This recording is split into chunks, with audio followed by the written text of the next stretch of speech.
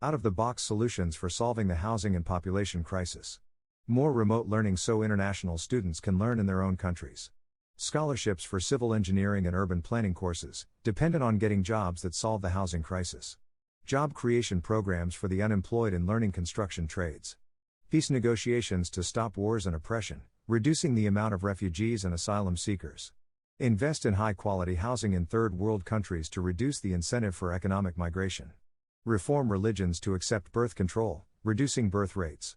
Only charities and housing associations can be landlords and the rent they can charge is capped at 30% of minimum wage. Want more rent money? Lobby to increase the minimum wage. Meanwhile, low-interest mortgages subsidized by credit unions can buy houses cheaply.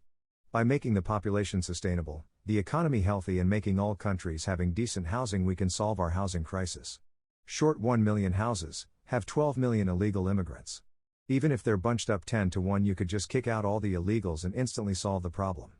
Deport and also stop all international aid. Remove usury. Dude, literally just remove zoning restrictions in areas that vote for MU housing.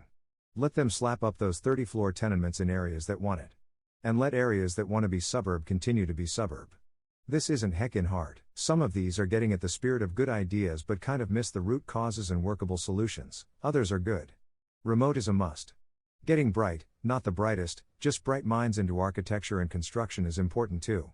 The goal shouldn't necessarily be just more housing, but replacing much of the current single-family household housing stock with size parity multifamily housing, with relaxed/abolished zoning that allows for retail/dining/light industrial business.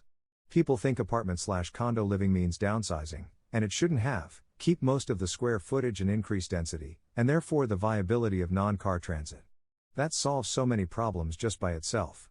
You don't get it, do you? Education has never been the purpose from the beginning. I mean, that's great for the economy, but what about political hegemony? Nothing matters if the dollar goes under and we're so dependent on world trade using the dollar as Team America world police. If we do these recidivist policies everyone's proclaiming in the thread, it will only bring that inflation home as everyone sells dollars for bricks or their home currency. See peso/used meteoric rise YTD. Maintaining the system means total debt divided by number of citizens, so by that metric importing people is a necessity and they'll just have to fit 5 families to a home to sustain. Didn't read your post OP, but God, that heckin' image is depressing. I'm so goddamn glad I live within walking distance to everything I need in a nice California city. Cope, seethe, dilate, don't, you, me. We need some kind of depopulation scheme. Maybe injectable and passed off as medicine.